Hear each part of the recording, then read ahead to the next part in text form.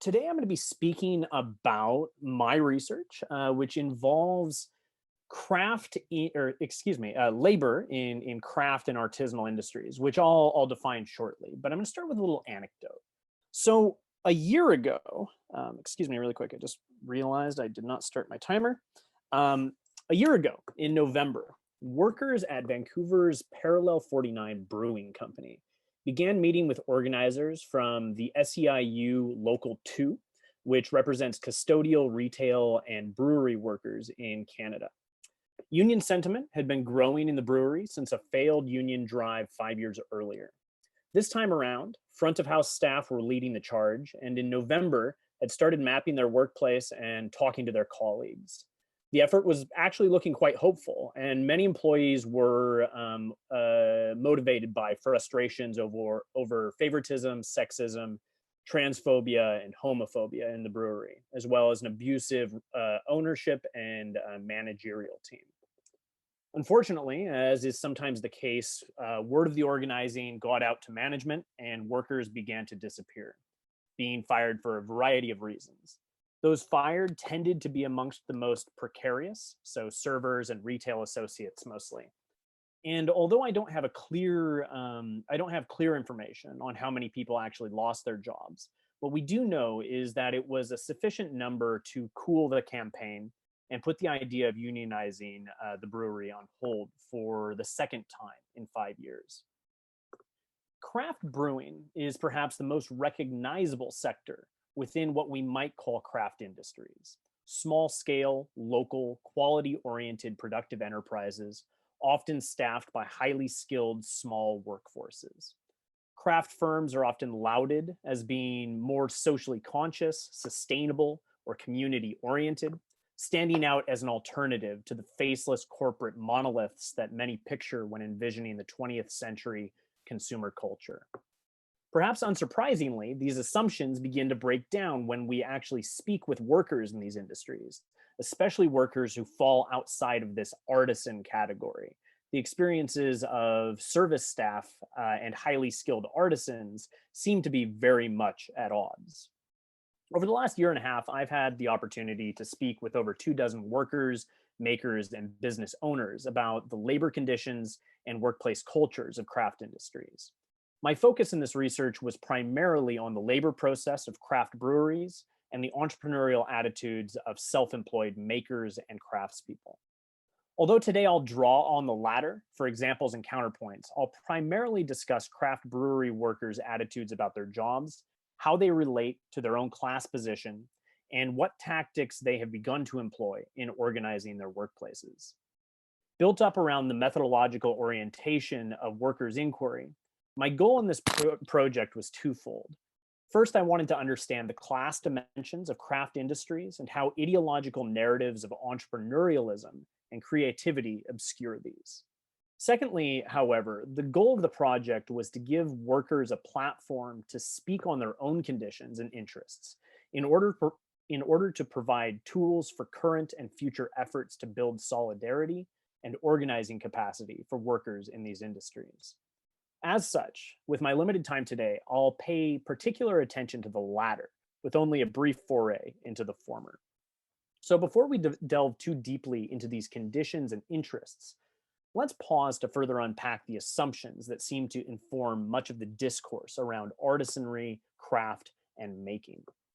By now, we've all likely observed the preponderance of locally made craft commodities, from handmade leather goods, tools, and furniture to beer and sourdough. Craft objects have become an interesting reassertion of materiality in our increasingly digital world.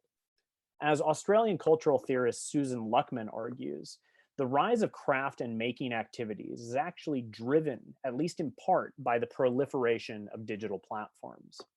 We see this on one hand in the so-called maker movement, where amateur enthusiasts and professional craftspeople come together to use both traditional physical tools and new digital ones like laser cutters and 3D printers.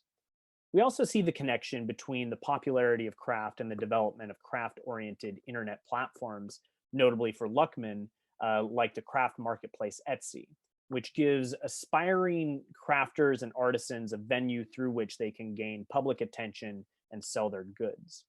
What arises in the latter instance is a form of aspiring labor, where the crafter's crafting activity is supplemented by the imperative of self promotion, and the individual crafter's creativity is often the discursive bedrock upon which their self brand is built. It's in this sense that we can identify one of the central ingredients of popular notions of craft production, that its labor is inherently creative, and that as creative labor, it is singular and individual.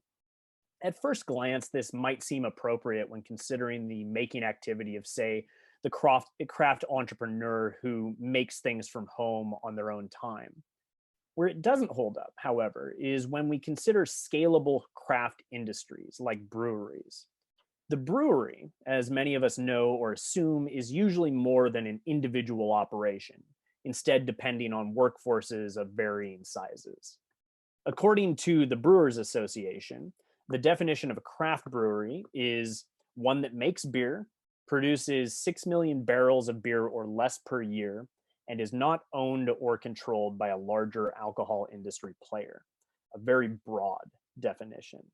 What this means is that a craft brewery could have a workforce in the hundreds, but maintain its craft designation and all of the assumptions about quality, localness, and creativity that come with that.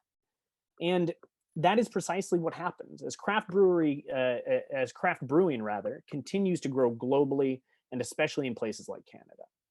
What's particularly relevant here, though, is that the craft brewery workforce is heavily weighted toward the service side.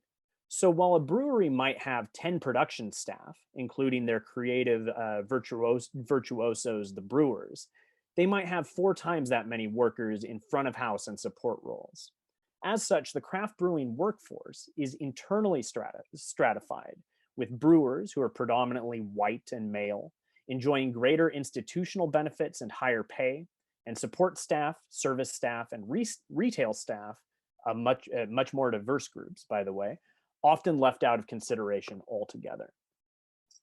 But I don't want to belabor the definitional aspects of this research, as I really want to get into some of my findings, especially as these relate to the potential of class consciousness and worker organizing in these industries, and specifically in brewing in this case. One initial observation that arose from my interviews is that brewers and other brewery workers increasingly see themselves as factory workers rather than as part of a creative enterprise. For years, the brewing industry has billed brewers especially as passion-driven creatives, but many see themselves as workers, and most of those I spoke to value job security, benefits, the right to organize, and the like much more greatly than they do the more ethereal characteristics of creativity and passion. In this sense, these workers might find some unexpected common ground with front of house staff, many of whom did not seek out craft brewing specifically, arriving in the brewery or tasting room via previous work in food service.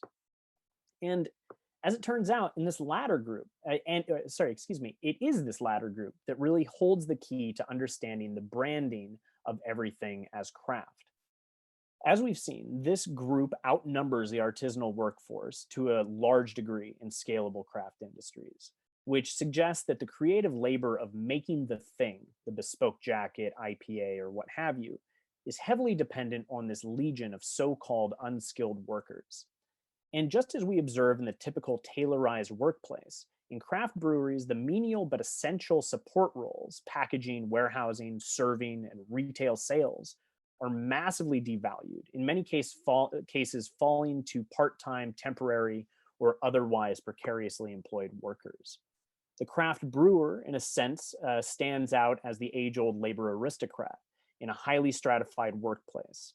And increasingly, these support workers, what in my work I term crafts workers rather than craftspeople, the infrastructural foundation upon which craft industries are built, these workers are acutely aware of this inequitable workplace organization. Some of these are ready to fight and to organize with others simply simply waiting for the opportunity. So I started today with the story of the twin failures at Parallel 49. I want to end with 2 hopeful examples of worker organizing in BC brewing. The first returns us to Parallel 49 in Vancouver, where something interesting happened over the summer.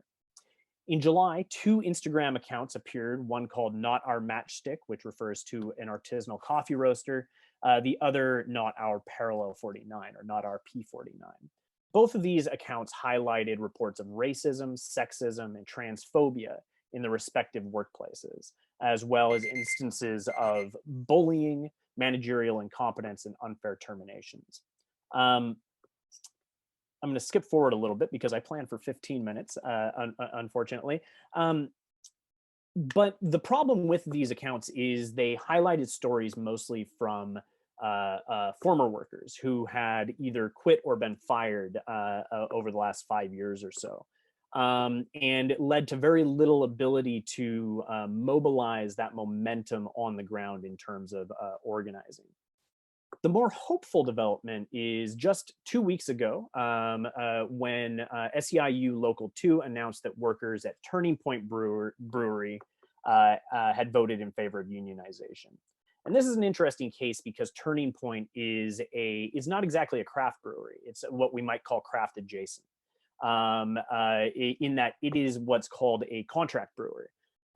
So they actually make beer for breweries that don't have the capacity to make the volume that they need in-house. So in a way, this is a non-craft brewery that makes craft commodities, and so there's interesting potential that comes from that because they actually have very close relationships with a lot of craft breweries, and I think what I have to do is unfortunately end it there. I'm not sure. Well, where are we on time? I'm sorry. We got chat here. Okay, yeah. So I'll wrap it up. Yeah, wrap it up.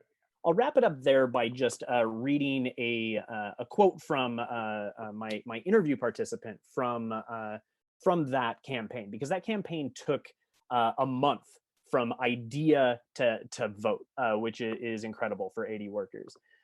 So he told me, kind of ended our conversation with this: with the right determination, people can organize really fast. I was amazed at how fast we organized. Within 1 month, we've got the vote. Now we're prepping for bargaining. No one expected the pace or such a positive response. If you have loyal employees who want to remain loyal, but who feel they deserve better, organizing is just going to happen. So I'll end it there, but I look forward to the discussion.